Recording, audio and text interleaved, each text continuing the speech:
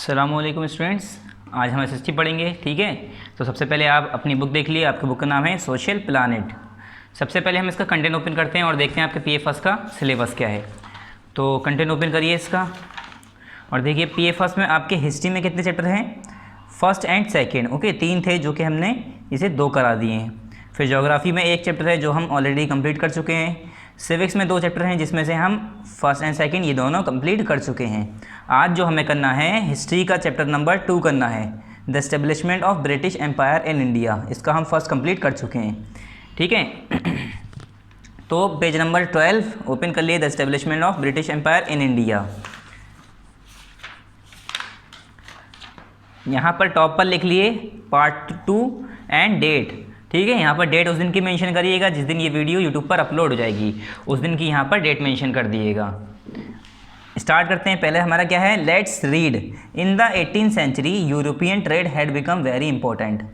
जब 18th century की बात करें, 18 सेंचुरी की बात करें, तो जो यूरोपियन ट्रेड था वो बहुत ज़्यादा इंपॉर्टेंट हो गया था। Many scholars and kings were seeking to increase their wealth. काफ़ी स्कॉलर और जो किंग थे, जो राजा थे उस ज़माने के, वो क्या चाह रहे थे, वो ज़रिया ढूंढ रहे थे कि अपनी दौलत को, अपनी वेल्थ को कैसे बढ़ाया जाए। वो इस चीज़ को मतलब क्या कर रहे थे, इसमें सर्च में लगे हुए थे। The position of wealth was regarded necessary for greater national power and influence in the world. और जो पोजीशन ऑफ वेल्थ है, जो पैसा है, अगर पैसा रहेगा तो मतलब जो उस टाइम पोजीशन थी, पैसे की जो कीमत थी वो बहुत ज़्यादा मानी जा रही थी, क्योंकि सबको पता है कि अगर पैसा रहेगा तो अपनी पावर को इन्फ्लुएंस कर पाएंगे, बढ़ा पाएंगे, मतलब अपनी ताकत को फैला पाएंगे, अपने किंगडम को इंक्रीज़ कर पाएंगे, फैला पाएंगे। तो ये सभी राजा ये चाह रहे थे कि उनके पास वेल्थ हो, दौलत हो और पैसा हो। New trade routes had already been discovered during the voyages of the discovery in the 15th century. जब 15 सेंचुरी में जब वॉयाजेज हुए, मतलब सफ़र हुए, तो उसमें क्या हुई, वॉयाजेज ऑफ डिस्कवरी खोज की सफ़र में, जब 15 सेंचुरी में खोज का सफ़र किया गया कि कुछ मतलब जब जैसे कि वेस्को डा गामा आए थे, ठीक है, और बाकी इधर उधर से ट्रेडर्स थे, जो ट्रेवलर्स थे, जो मूव करते थे, इधर उधर घूमने वाले होते थे, ऐसे ही इन्हें क्या मिला, इनके ज़रिए हमें डिफरेंट रूट्स मिले, रास्ते मिले। ठीक है, तो ये सारे रास्ते डिस्कवर्ड हो चुके थे इनके ज़रिए, डिस्कवरर के ज़रिए और ट्रेवलर के ज़रिए 15 सेंचुरी में। Europeans considered it necessary to gain wealth to trade. और यूरोपियन जो होते थे वो नेसेसरी यानी ज़रूरी समझते थे कि गेन वेल्थ टू ट्रेड, कि ट्रेड को करने के लिए पैसा होना ज़रूरी है, दौलत होनी ज़रूरी है, इसे बहुत ज़्यादा इसे कंसिडर करते थे। Mercantilism as a theory had suggested that government play a greater role in the economy of the colonies. और जो ये मर्सेंटाइलिज्म था, मर्सेंटाइलिज्म इसका मतलब होता है an economic system to increase a nation's wealth by government regulation of all the nation's commercial instant. मतलब एक इकोनॉमिक सिस्टम है ये, ठीक है। मर्सेंटाइलिज्म क्या है, मर्सेंटाइलिज्म जो भी पढ़िए आप, इसे हम क्या कहते हैं, एक इकोनॉमिक सिस्टम है ये जिसमें नेशंस की वेल्थ को बढ़ाया जाता है, अपने नेशंस की दौलत को बढ़ाया जाता है। कैसे, गवर्नमेंट के रेगुलेशंस के ज़रिए of all the nation's commercial interest, मतलब जो कमर्शियल इंटरेस्ट है उसके रेगुलेशंस को बढ़ाने के ज़रिए। गवर्नमेंट का जो रेगुलेशन है वो किस चीज़ का, कमर्शियल मतलब मेकिंग और ट्राइंग टू मेक मनी, मतलब पैसे को बढ़ाना। तो ऐसे काम को हम क्या कहते हैं, इस सिस्टम को क्या कहते हैं हम, मर्सेंटाइलिज्म। ठीक है, as a theory had suggested that government plays a greater role in the economy of the colonies. और इसमें ये भी बताया गया जो गवर्नमेंट है, मतलब ये जो थ्योरी सजेस्ट करती है, ये बताती है जो गवर्नमेंट है उसने बहुत बड़ा ग्रेटर रोल प्ले किया इन the economy of the colonies को की इकोनॉमी में बहुत बड़ा ग्रेटर रोल प्ले किया। मर्सेंटाइलिज्म इन शॉर्ट टाइम, अगर हम शॉर्ट टाइम में बताएं मर्सेंटाइलिज्म में, तो came to be associated with building empires in the colonies. ये कब आई मर्सेंटाइलिज्म, इसमें मर्सेंटाइलिज्म में क्या होता था कि जो अंग्रेज़ थे या जो भी ब्रिटिशर्स थे या ईस्ट इंडिया कंपनी थी, जो दूसरे ईस्ट मुल्क से आए थे लोग, जैसे फ्रांस से और ब्रिटिश और अमेरिका से, यूएसए से, ठीक है, डिफरेंट जगह से लोग आए थे। तो ये लोग क्या करते थे, जब ब्रिटिश एम्पायर खाली आया था तब ये क्या करते थे, यहीं की चीज़ खरीदते थे और उसे सोल करते थे, मतलब चीज़ों को खरीदना और बेचना। तो ये मर्सेंटाइलिज्म में आता था। तो क्या हुआ, mercantile in short time came to be associated with building empire in the colonies, और बाद में ये सारी चीज़ें किस में चेंज हो गई, building empires in the colonies, colonies के अंदर इन्होंने अपने एम्पायर्स बनाना शुरू कर दिए। It was considered necessary for the emergence of imperialism to enhance the prestige and power of the ruling country. किस लिए, ये किस लिए ज़रूरी लगता था, किस लिए कंसिडर किया, नेसेसरी क्यों इसे माना, क्यों ज़रूरी माना, फॉर द इमरजेंस, इमरजेंस मतलब दाखिल होना, या ये कह सकते हैं उभरते हुए, जो उभरना, उभरते हुए किसके, इम्पीरियलिज्म, ठीक है, उनका जो इम्पीरियलिज्म था उसे उभरते हुए इम्पीरियलिज्म को इन्हांस करने के लिए, बढ़ाने के लिए, enhance the prestige and power of the ruling country, prestige उनकी जो शान है, उनकी जो ताकत है, कुव्वत है, उसे बढ़ाने के लिए, रूलिंग कंट्री के प्रेस्टाइज और पावर को बढ़ाने के लिए। It was in the pursuit that even small European countries like Portugal engage in quest for power to secure raw material for domestic industries। अब यहाँ पर क्या है, even in this pursue मतलब इसमें आगे बढ़ाने के लिए, परस्यू कहते हैं बढ़ाने के लिए, आगे बढ़ाने के लिए जो है स्मॉल यूरोपियन कंट्रीज़ भी इसमें शामिल थी, इंगेज थी, जैसे कि पोर्टुगल, और किस में शामिल थी, in quest for power to secure raw material for domestic industry, कि अपनी पावर को बढ़ाया जाए और रॉ मटेरियल को सिक्योर कर पाएँ या हासिल कर पाएँ अपने डोमेस्टिक इंडस्ट्रीज़ के लिए। Later other European nations like Spain, Holland, France and Germany also participated in this quest. और इस मुकाबले में ये जो है, ये जो मुकाबला एक तरह का चल रहा था, कंपटीशन चल रहा था, इसमें और कौन कौन सी कंपनीज आ गई, कहाँ की, स्पेन, हॉलैंड, फ्रांस और जर्मनी, ये सब भी स्टेट्स यहाँ पर आ गई, ये सब भी कंपनी क्या हुई आपस में, इन सब की भी कंपनी आ गई और इस मुकाबले में हिस्सा ले लिया। मतलब एक तरह से यहाँ पर ट्रेड के लिए ईस्ट इंडिया कंपनी आई थी और उनके साथ साथ ये भी आ गई जो इनके कॉम्पिटिटर बन के आए, अपोजिशन बन के आए। The establishment of British empire in countries of Asia resulted primarily from trading and commercial activities. और जो इस्टेब्लिशमेंट हुआ ब्रिटिश एम्पायर का in countries of Asia, Asia के कंट्रीज़ में, इससे क्या रिजल्ट हुआ, resulted primarily from trading and commercial activities, trading और कमर्शियल एक्टिविटीज़ यहाँ पर होने लगी। अब जो arrival of East India company है, ईस्ट इंडिया कंपनी कहाँ से आई, ठीक है, ये अब इसकी अराइवल कैसे हुआ, मतलब इसके आने की बात करेंगे, ये जब आई थी तब क्या हुआ, कैसे आई, ठीक है, क्यों आई और कैसे आई, रीज़न, मतलब इसके अराइवल के बारे में बात करेंगे। इन 1600 AD क्वीन एलिजाबेथ फर्स्ट, जो क्वीन एलिजाबेथ फर्स्ट थी, वहाँ की जो क्वीन थी, रानी थी ऑफ इंग्लैंड, कहाँ के, इंग्लैंड की, granted a charter to the East India company, उन्होंने एक चार्टर दिया ईस्ट इंडिया कंपनी को। चार्टर मतलब एक तरह का साइन डॉक्यूमेंट दिया, मतलब उन्हें ये कह सकते हैं हम, उन्हें ऐसा बिल पास कर दिया कि हाँ ठीक है, तुम जा सकते हो इंडिया के अंदर या एशिया के ईस्ट साइड में, जहाँ पर तुम जाके क्या कर सकते हो, ट्रेड कर सकते हो, यानी तिजारत कर सकते हो। वहाँ से तिजारत करना मतलब एक जगह से दूसरी जगह जाना, किस लिए, सफ़र करना एक जगह से दूसरी जगह। और ये ट्रेडर्स क्या करते थे, एक जगह से दूसरी जगह जाके वहाँ के प्रोडक्ट खरीदना और अपने प्रोडक्ट बेचना, ये चीज़ें होती थी। तो इन्हें इजाज़त मिल गई।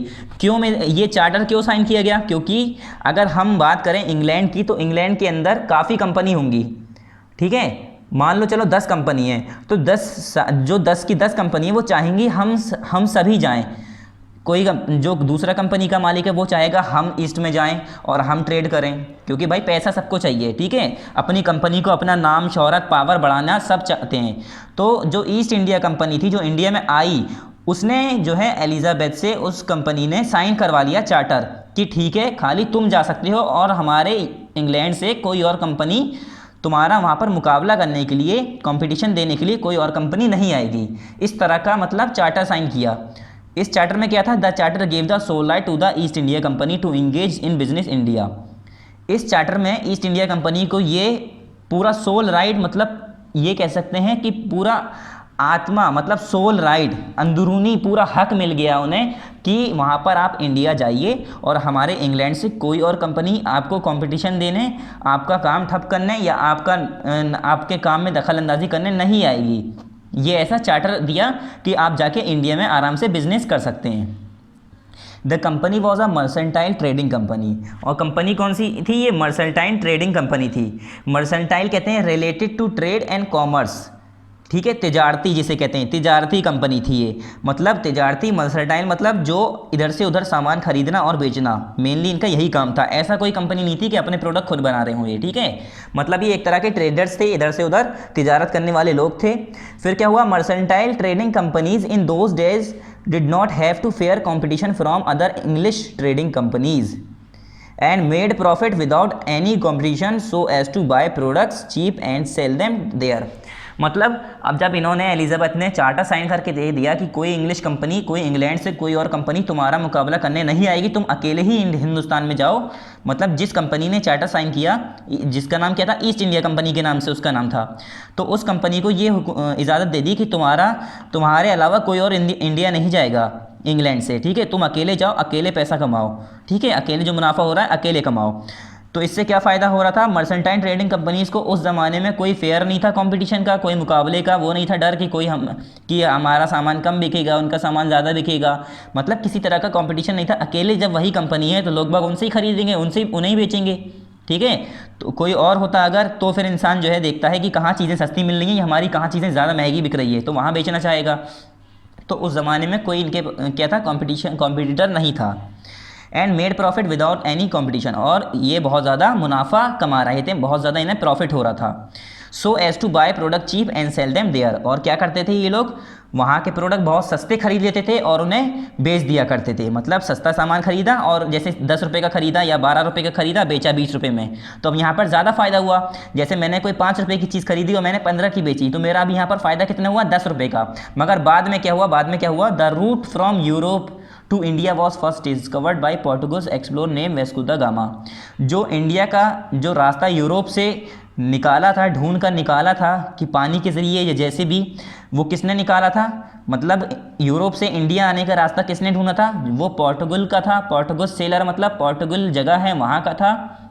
Explore name Vasco da gamma, उसका नाम क्या था, वेस्को दा गामा। इसने पहला रास्ता बताया था यूरोप से इंडिया आने का, ठीक है। ये कहाँ से आए थे, ये यूरोप से आए थे। और मतलब इन्होंने, ये थे एक ट्रेवलर थे, अपने जहाज़ दिया और चल दिए ढूंढने, ठीक है। ये सब ट्रेवलर थे। तो ये वेस्को दा गामा ने बताया, पोर्टुगल्स के थे ये, पोर्टुगल के, इन्होंने बताया यूरोप से इंडिया का जाने का रास्ता ये है, ऐसे बताया इन्होंने। कैसे बताया, पहले इन्होंने अपना खुद सफ़र किया और जब वहाँ से इन्होंने सफ़र तय किया तो इंडिया आके पहुँची इनकी शिप। जब ये इंडिया आके पहुँचे तब इन्हें पता चला, अच्छा यहाँ से हम इंडिया आ सकते हैं। तो ऐसे करके काफ़ी लोगों को रास्ता पता चला।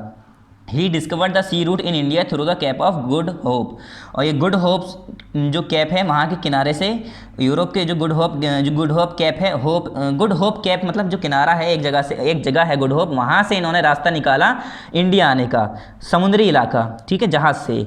The charter from the queen of England could not prevent traders from the European countries.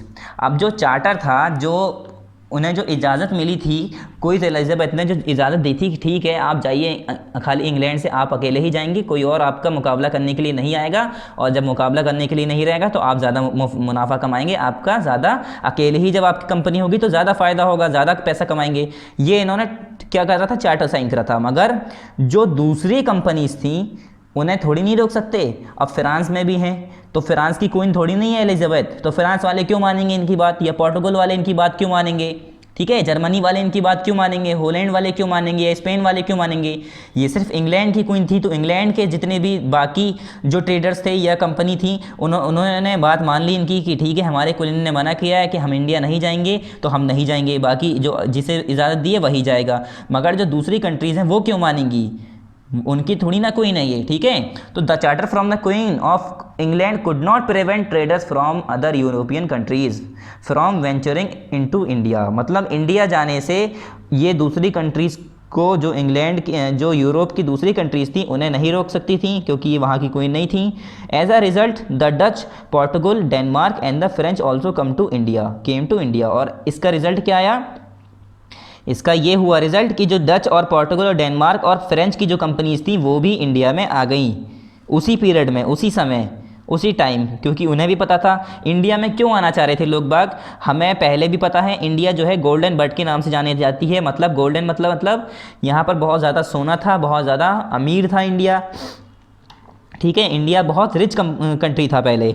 फिर बाद में क्या हुआ, अंग्रेज़ जो है वहाँ पर लूट के चले गए और बाकी बहुत सारी चीज़ें आई जिसका रीज़न हुआ इंडिया बहुत गरीब हो गया। मगर इंडिया का मेन ये था, ट्रेडिंग कंपनीज क्यों आती थी यहाँ पर, क्योंकि इंडिया के मसाले जो स्पाइसेस हैं, ठीक है, जो स्पाइसेस हैं, जो मसाले हम खाने में डालते हैं, वो बहुत ज़्यादा रिच अमाउंट में यहाँ पर प्रोड्यूस होता था, बहुत ज़्यादा तादाद में मिलता था, जिसकी वजह से हर कोई चाहता था कि हम इसे यहाँ से ख़रीदें और दूसरी जगह जहाँ पर उगता नहीं है मसाला, मिलता नहीं है, वहाँ पर बेचें। तो चीप अमाउंट में ख़रीदने के लिए, सस्ते अमाउंट में ख़रीदने के लिए ये सारी की सारी जगहों से कंपनी डिफरेंट आ गई। फिर क्या हुआ, they establish their trading centres in different part of the country, और इंडिया कंट्री के अंदर अलग अलग जगहों पर अपने अपने इन्होंने अड्डे जमा लिए, मतलब अपने अपना एक जगह बना ली कि हम यहाँ पर रहेंगे, यहाँ से ट्रेड करेंगे, ये हमारा मेन सेंटर होगा। एक अपना ट्रेडिंग सेंटर बना लिया कि हम यहीं पर अपना सामान यहाँ पर रखेंगे, ठीक है, या यहीं से हम अपना सामान खरीदेंगे, यहाँ से बेचेंगे, या जो खरीदेंगे यहाँ पे ला के रखेंगे, अपना अपना एक जगह बना ली। The Portuguese set up their base at Calicut, यानी जो कलकत्ता कहलाता है, कोलकाता। तो पोर्टुगीज जो थे पोर्टुगीज सेलर, उन्होंने अपनी जगह कहाँ पर, अपना बेस कहाँ पर बनाया, कैलिकट में, कोचिन और गोवा। एंड द डच, जो डच के थे वो डच से आए थे, उन्होंने कहाँ बनाया, सूरत और भरूच, आगरा, इन तीनों जगह पर, ठीक है। The French at Chandernagore and Karaikal and the English at Calcutta and Madras. जो फ्रेंच से लोग आए थे, उन्होंने फ्रांस से जो आए थे, उन्होंने कहाँ पर अपनी जगह बनाई, अपना बेस कहाँ पर बनाया, अपना ट्रेडिंग सेंटर कहाँ बनाया, चंदेरगढ़ और कराईकल में। और जो इंग्लिश थे, मतलब जो अंग्रेज थे, ब्रिटिशर्स थे, जो इंग्लैंड से आए थे, उन्होंने कहाँ पर अपनी जगह बनाई, जो ट्रेडिंग सेंटर था वो कहाँ पर अपना रखा, कलकत्ता और मद्रास में। फिर the French east India company. अब ये फ्रेंच ईस्ट इंडिया कंपनी क्यों कह रहे हैं, ईस्ट क्यों कह रहे हैं, क्योंकि हमारा जो इंडिया है इस तरह से, ठीक है, जैसे भी हमारा मैप है, मैप मत देखिए इतना अच्छा नहीं बना, मगर जो ये सारी कंपनीज किधर से आ रही हैं, इधर हमारा फ्रांस, इंग्लैंड, ऐसे ये सारी कंट्रीज़ हैं, ठीक है। अब ये सारी क्या है, हमारा राइट साइड क्या होता है, ईस्ट, लेफ्ट साइड क्या होता है, west, east west north south. तो ये अपने ईस्ट साइड आ रही हैं ट्रेड करने के लिए इंडिया के अंदर, तो इसे कहा गया east, France east India company. France कहाँ तक आई, इंडिया के ईस्ट में आई, मतलब एशिया के ईस्ट में आई। एशिया बहुत बड़ा कॉन्टिनेंट है, उसके अंदर इंडिया है, इंडिया जो है एशिया के ईस्ट में है, तो ईस्ट में ये लोग ट्रेड करने आए, इसलिए ऐसे नाम पड़ा इनका कि ईस्ट इंडिया कंपनी या फ्रेंच ईस्ट इंडिया कंपनी, ठीक है। फिर क्या हुआ, इन 1664 यानी 1664 एडी में the French set up their trading centre in India. ये 1664 एडी में आए थे, इन्होंने अपना ट्रेडिंग सेंटर जो है इंडिया के अंदर सेटअप करा, कब, 1664 में। The French had its headquarter at Puducherry, और इनका जो फ्रेंच का जो हेडक्वार्टर था वो कहाँ था, अपना पुडुचेरी में था। Other factories were set up at Mahe, Chandergarh, Yanam and Karaikal. ये कुछ जगह हैं जो इनकी फ्रांस की यानी जो फ्रेंच लोग थे, जो फ्रांस से आए होते ट्रेनिंग के लिए, उनकी जो फैक्ट्री सेटअप की गई थी, मतलब अपनी जो इन्होंने फैक्ट्रीज बनाई, फैक्ट्रीज मतलब जहाँ पर ये अपना काम करते थे, जहाँ से अपना ट्रेड करते थे, जहाँ पर ये गोडाउन या जहाँ पर सामान रखते थे तिजारत का, ठीक है। तो कहाँ कहा था, माहे, चंदेरगढ़, यनम एंड कराकेल, ये जगह का नाम है, ठीक है। The French east India company was control by the French government, और जो फ्रेंच ईस्ट इंडिया कंपनी थी उसे कंट्रोल करने वाला भी तो होना चाहिए था, तो जो फ्रांस के गवर्नमेंट थी, जो उनकी जो फ्रेंच की गवर्नमेंट थी वो कंट्रोल कर रही थी इन्हें, क्यों, and it had to depend on the government for its financial support, क्योंकि भाई जब वो गवर्नमेंट जब उसे कंट्रोल नहीं करेगी, गवर्नमेंट कंट्रोल क्यों कर रही है, क्योंकि जब इन्हें तिजारत करनी है, इतना पैसा कहाँ से लाएंगे कि जो प्रोडक्ट है वो खरीदें, फिर खरीदने के लिए बेचने की तो बात ही अलग है, बाद में तो इंसान बेच ही देता है, प्रॉफिट भी मिल जाता है, मुनाफा भी हो जाता है, मगर उससे पहले खरीदने के लिए भी तो पैसे होने चाहिए। तो ये फाइनेंशियल सपोर्ट जो मिल रहा था, ये कहाँ से मिल रहा था, गवर्नमेंट ही दे रही थी, फ्रांस की गवर्नमेंट फ्रेंच को, अपने फ्रांस के लोगों को जो ट्रेड करने आए थे उन्हें सपोर्ट कर रही थी, मतलब फाइनेंशियली, मतलब माली हालत में जो पैसा दे रही थी वो फ्रांस की गवर्नमेंट उन्हें दे रही थी, प्रोवाइड कर रही थी। नेक्स्ट है हमारा एज अ रिजल्ट। फिर रिजल्ट क्या हुआ, as a result of both English and French being present in India.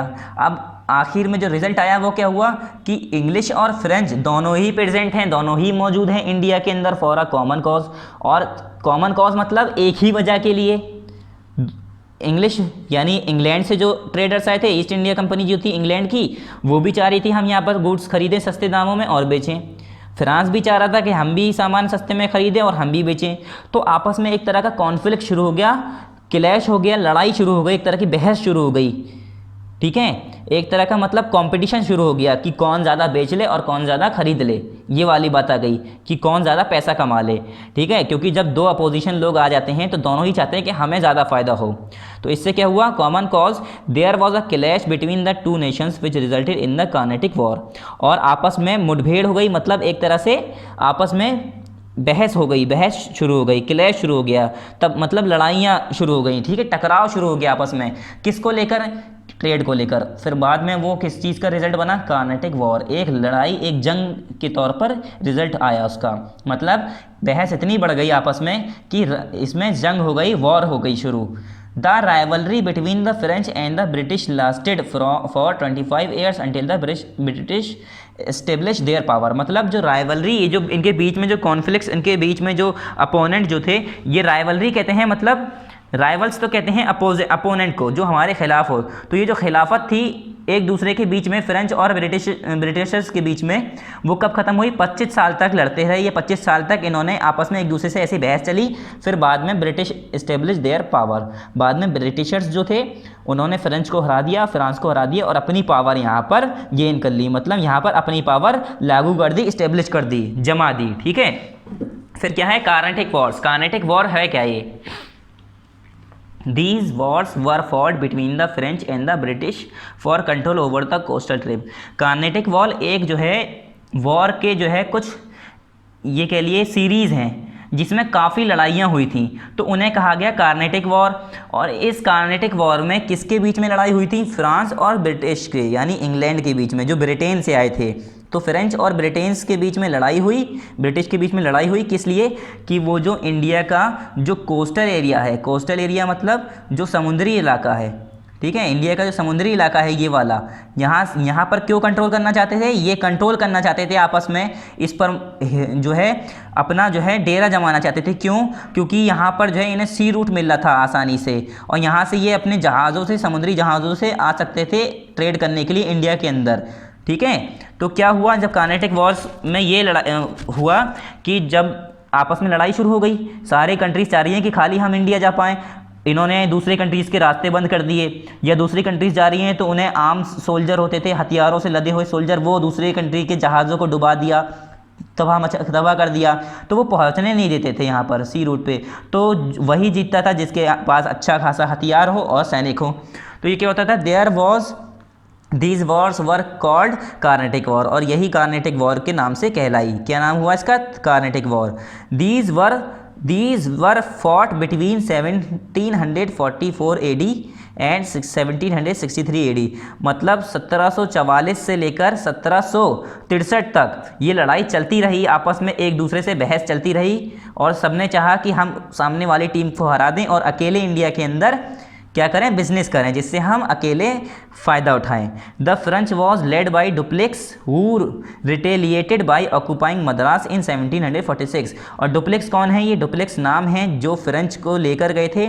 The French was led by duplex, ठीक है, डुप्लेक्स जो है ये नाम है जो फ्रेंच को ये लेके गए थे, डुप्लेक्स लेके गए थे। हु रिटेलिएटेड मतलब जवाबी कार्रवाई, जिन्होंने जवाबी कार्रवाई करी, और क्या हुआ, बाई ऑक्यूपाइंग मद्रास को ऑक्यूपाई करा। मतलब सिंपली यहाँ पर बहस चल रही है, ब्रिटिश को नीचा दिखाने, मतलब ब्रिटिश के मुकाबले खड़े रहने के लिए इन्होंने क्या किया, डुप्लेक्स ने फ्रेंच को लेकर गए और वहाँ पर मद्रास को ऑक्यूपाई कर लिया, मतलब कब्जा कर लिया, मतलब दिखाने के लिए कि अब मद्रास पे हम जो है ट्रेड करेंगे, मद्रास में हम बिजनेस करेंगे, इन 1746 AD में, ठीक है, 1746 में।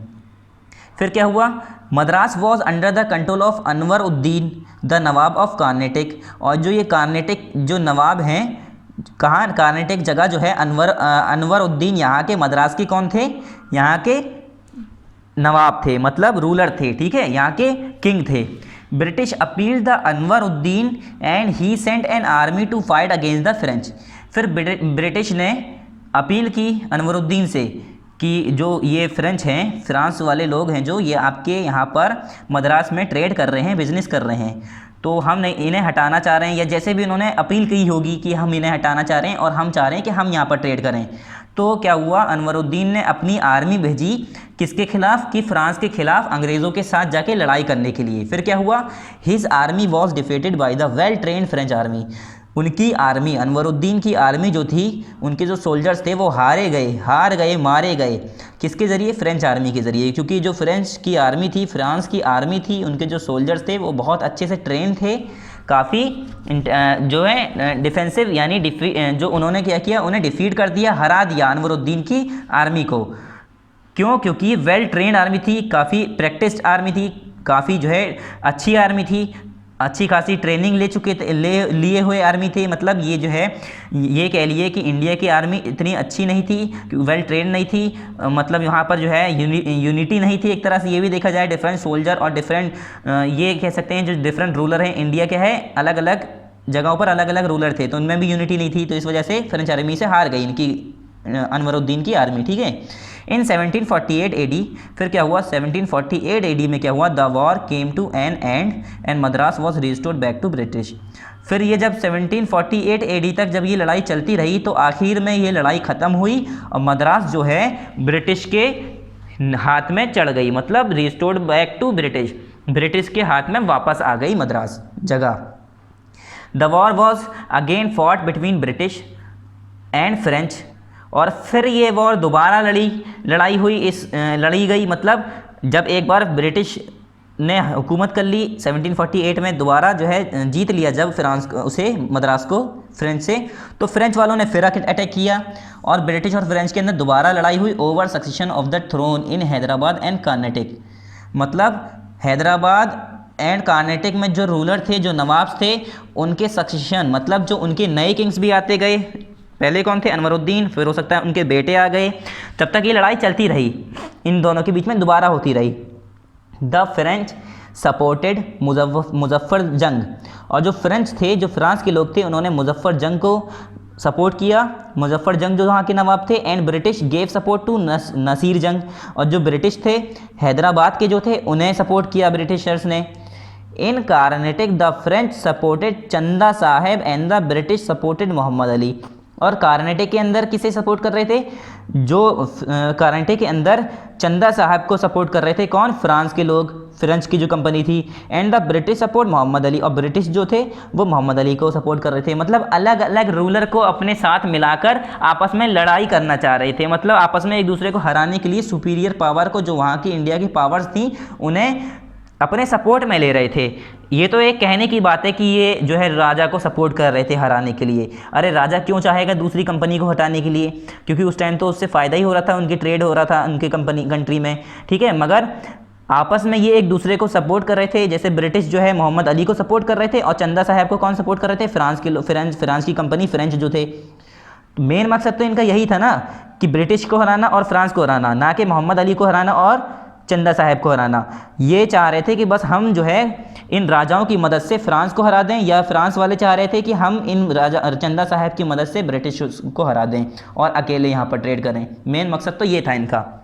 However, the French were defeated and a treaty was signed. फिर फाइनली क्या हुआ लास्ट में कि फ्रांस के जो लोग थे, जो फ्रांस की कंपनीज थी, जो फ्रेंच ईस्ट इंडिया कंपनी थी, वो हार गई इनसे, और फिर लास्ट में एक ट्रीटी साइन हुई according to which Dupleix was called back to France. और उसमें ट्रीटी में मतलब एक तरह का ये कह सकते हैं एक एग्रीमेंट साइन हुआ, जिसमें जो है जो डुप्लेक्स थे उन्हें वापस फ्रांस जाना पड़ा। मतलब फ्रांस उसमें एक ऐसा ये कह सकते हैं एक लेटर साइन हुआ जिसमें ये सारी बातें रखी गई होंगी कि आप जो डुप्लेक्स हैं वो दोबारा अब यहाँ पर जंग हार चुके हैं, तो डुप्लेक्स को अब यहाँ पर ट्रेड करने की इजाज़त नहीं है, तो उन्हें अपने घर वापस जाना पड़ेगा, अपने फ्रांस वापस जाना पड़ेगा। इस तरह की ट्रीटी साइन हुई, फिर डुप्लेक्स क्या हुए, वापस चले गए। फिर क्या हुआ, इन 1756 AD the French forces led by count D लेली वर डिफीटेड। एक बार हार गए, ट्रीटी साइन हो गई, चले गए। फिर 1756 AD में दोबारा आए कौन, फ्रेंच, किसके ज़रिए, काउंट डी लेली। अब ये लेकर आए, ये इनका हेड बन के आए, और फिर हार गए, वर डिफीटेड, और दोबारा हार गए। A peace treaty was signed, पहले क्या था, सिंपली एक ट्रीटी साइन हुई थी जिसमें कि वापस भेजने की बात की गई थी कि अब वापस आप चले जाइए, अब हमने आपको हरा दिया है, आप अब दोबारा यहाँ पर ट्रेड नहीं करेंगे, आप अब हमसे हार चुके हैं, तो आप अपने फ्रांस जाइए। फिर दोबारा फ्रेंच की फोर्सेस अपनी आर्मी लेकर आए। कौन लेकर आए अपनी आर्मी? काउंट डी लेली। काउंट डी लेली अपनी फ्रांस की आर्मी लेके आए, दोबारा हार गए। फिर एक पीस ट्रीटी साइन हुई। पीस ट्रीटी साइन हुई मतलब कि अब दोबारा जंग नहीं होगी, वॉर नहीं होगी। आप ऐसी ट्रीटी, ऐसा एग्रीमेंट साइन करिए कि आप दोबारा यहाँ पर आके हमसे लड़ाई नहीं करेंगे, हमसे मुकाबला नहीं करेंगे, वॉर नहीं करेंगे। पीस ट्रीटी उसे ही कहते हैं, शांति की ट्रीटी, शांति के लिए एग्रीमेंट साइन करना। कब हुआ ये? 1763 AD में साइन किया गया। The French factories were return to them but under the condition. और जो फ्रेंच की फैक्ट्रीज थी, मतलब जो इनकी जगहें थी, फैक्ट्रीज जो वर्ड आया है ना, ये फैक्ट्रीज वर्ड यहीं से आया है, ईस्ट इंडिया कंपनी जब आना शुरू हुई। फैक्ट्रीज ये उसे कहा करते थे जहाँ पर ये अपना सामान रखा करते थे और वहीं से बेचा करते थे, तो उसे कहते थे फैक्ट्रीज। तो वो सारा सामान, फैक्ट्रीज, जो भी इनका कुछ भी सेटअप था, जो भी इन्होंने अपना सामान लाए थे या इन्होंने ख़रीदा था, जो भी कुछ इनका फ्रांस का था, were to serve as trade centres. मतलब ये क्या हुआ, कंडीशन ये थी कि उनके जो फ्रेंच फैक्ट्रीज थी वापस कर दी गई, मगर कुछ कंडीशंस के अंदर, that they will not fortify the same and all factors were to serve as trade centers only। कि ये दोबारा यहाँ पर नहीं आएंगे, दोबारा इन्हें फोर्टिफिकेशंस नहीं मिलेंगे, मतलब किसी भी तरीके की इन्हें छूट नहीं मिलेगी, ये फोर्टिफाई नहीं रहेंगे और इन्हें वापस जाना पड़ेगा। And all factories were to serve as the trade centres only. और जो सारी फैक्ट्रीज़ हैं वो ट्रेड सेंटर्स को खाली दी जाएगी।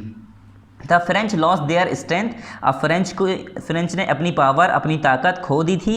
विच gave the Britishers to take the lead position on the political scenes of the India.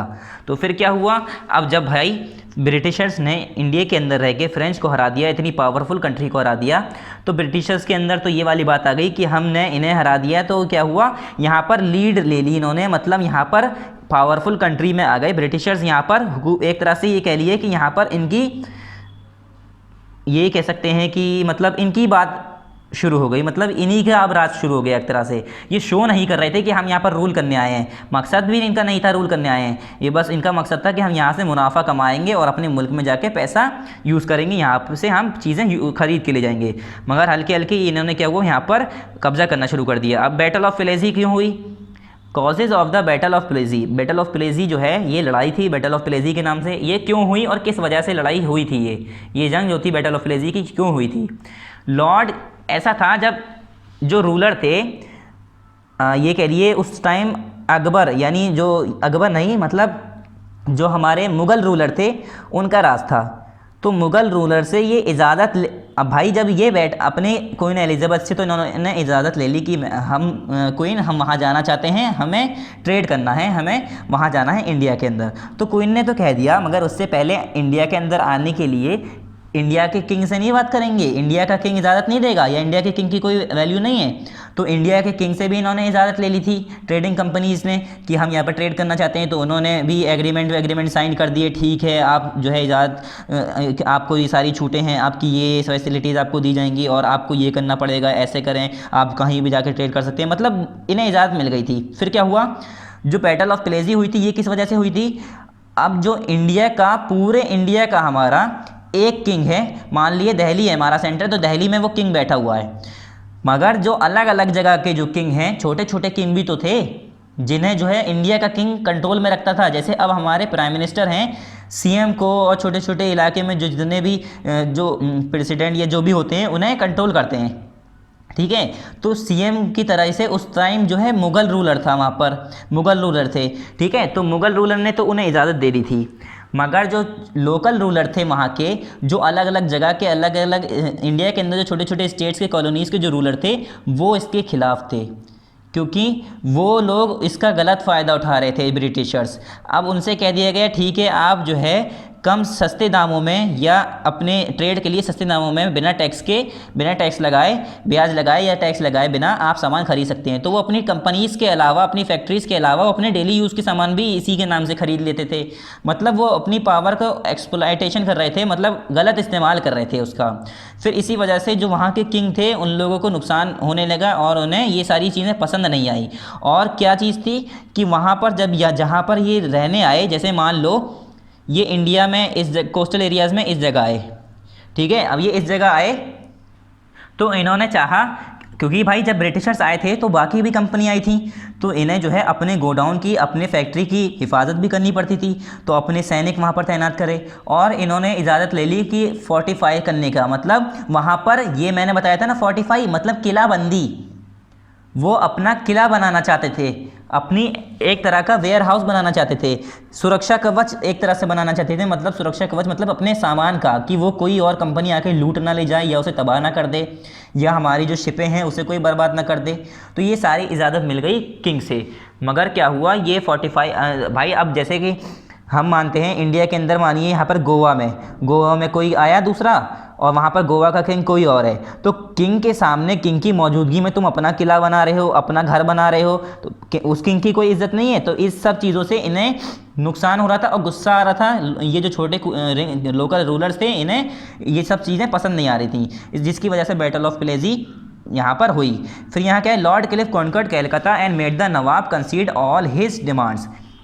जो लॉर्ड क्लिफ्स थे, जो अंग्रेज़ों के लॉर्ड क्लिफ्स थे, उन्होंने क्या किया, कलकत्ता को क्या बना लिया, अपना कॉन्कर्ड कर लिया, मतलब कलकत्ता को कब्जे में कर लिया। And made the nawab concede all his demand, कंसीड मतलब स्वीकार करना, और वहाँ के नवाबों को ऐसा बना दिया कि वो उनकी डिमांड्स को स्वीकार करें। मतलब ब्रिटिशर्स ने ये कहा कि हमारी डिमांड जो है उसे पूरा करो, हमारे जो लॉ और ऑर्डर्स हैं उन्हें फॉलो करो और हमारी मांगे जो हैं उन्हें पूरा करो। Now he wanted a pliant nawab to look after the throne, और उन्हें एक कठपुतली चाहिए था। प्लाइंट मतलब सॉफ्ट, कोमल, जो हमारे इशारों पर चले। जो अंग्रेज़ थे वो राजा क्यों नहीं बनना चाहते थे, उसका एक मेन मकसद है।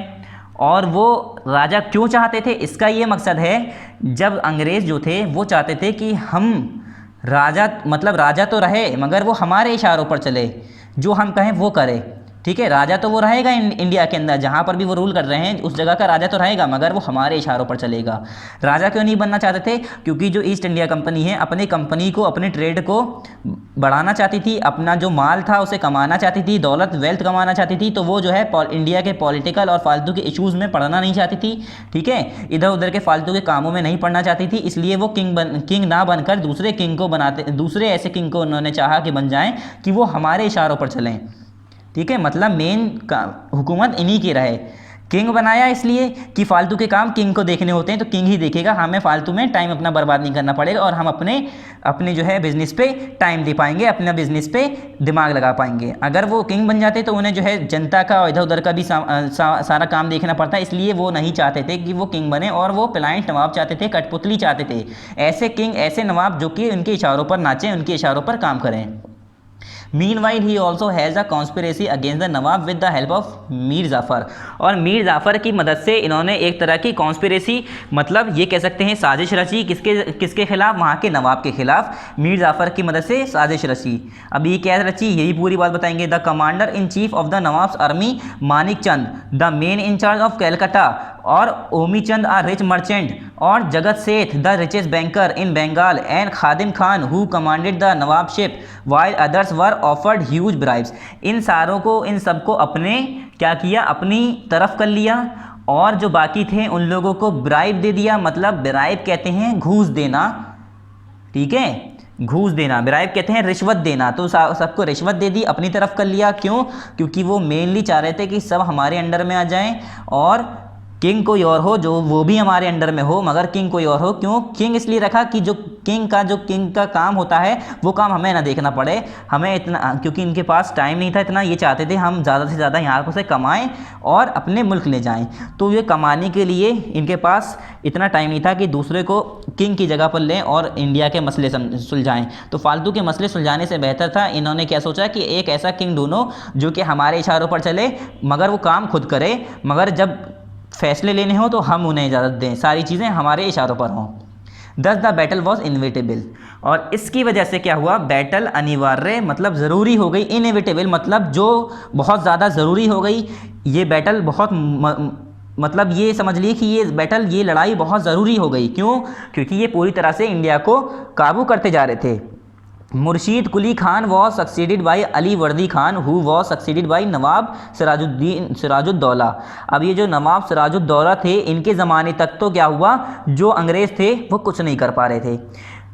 क्या हुआ, जब जो हमारे लास्ट मुग़ल रूलर थे, आखिरी जो मुग़ल रूलर थे, वो जब मर गए तो सिराजुद्दीन दौला, जो यहाँ शायद यहाँ पर क्या है, वेस्ट बंगाल, यहाँ के जो रूलर थे, इन्होंने कहा कि अब तो हमारे दिल्ली के किंग ख़त्म, हमारे इंडिया के किंग ख़त्म, मेन जो किंग थे वो ख़त्म, अब बात आई हमारी, दिल्ली सल्तनत ख़त्म, अब बात आई हमारी, हम नहीं देंगे तुम्हें इजाज़त कि यहाँ पर तुम अपना किला बनाओ और यहाँ पर क्या करो, टैक्स ना भरो और फ्री में सामान खरीदो और फ्री में सबको लूटो।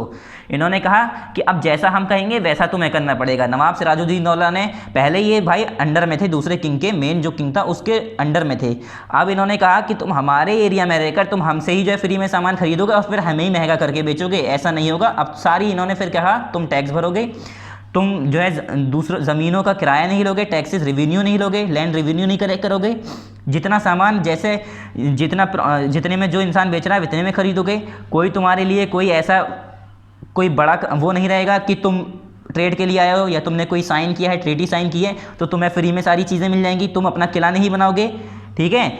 और ये सारी जो हमारी बातें हैं अब तुम्हें हमारी चीज़ें फॉलो करनी पड़ेंगी। फिर नवाब सिराजुद्दीन दौला के बाद अली वर्दी खान आए, ये भी इन्हीं चीज़ों को फॉलो करते रहे, मतलब अंग्रेज़ों के खिलाफ रहे। और कुली खान ये तीसरे थे, ठीक है। सबसे पहले नवाब सिराजुद्दीन दौला, फिर अली वर्दी खान और कुली खान, ये सभी जो है इनके खिलाफ, अंग्रेज़ों के खिलाफ लड़ते रहे और इन्हें आगे बढ़ने नहीं दिया। फिर क्या हुआ, these nawabs were powerful ruler, और ये जो नवाब थे ये मुस्लिम रूलर्स थे, ये बहुत ज़्यादा ताकतवर रूलर थे और अंग्रेज़ों के खिलाफ रहे और इन्हें इनकी जो साजिश थी इसमें कामयाब नहीं होने दिया। फिर क्या हुआ, they refused further concession to company को कोई भी कंसेशन नहीं मिलेगा। कंसेशन कहते हैं कोई भी मतलब मुनाफा या उसके जो रियल प्राइस है उसी प्राइस में इन्हें सारी चीज़ें खरीदनी पड़ेंगी। The company was also denied permission to revenue and to prevent another power centre from emerging.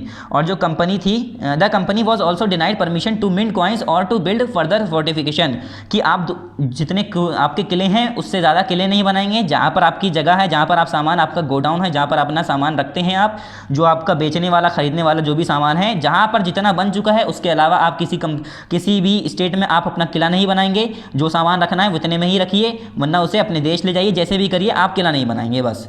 और आप कॉइन नहीं बनाएंगे। मिंट कॉइन, मिंट एक वो होता है मतलब मेटल या ये के लिए मटेरियल होता है जिसके ये कॉइन बनाते थे, अपने सिक्के। तो अपने सिक्के चला रहे थे, बताओ हिंदुस्तान में आके अपने सिक्के चला रहे हैं। एक तरह से ये हुआ कि पैसे बेच रहे हैं, अपने पैसे की वो खोल ली इन्होंने, तो हिंदुस्तान में आके अपने पैसे बना रहे हैं। तो ये सब क्या हुआ, इन सबको रोका।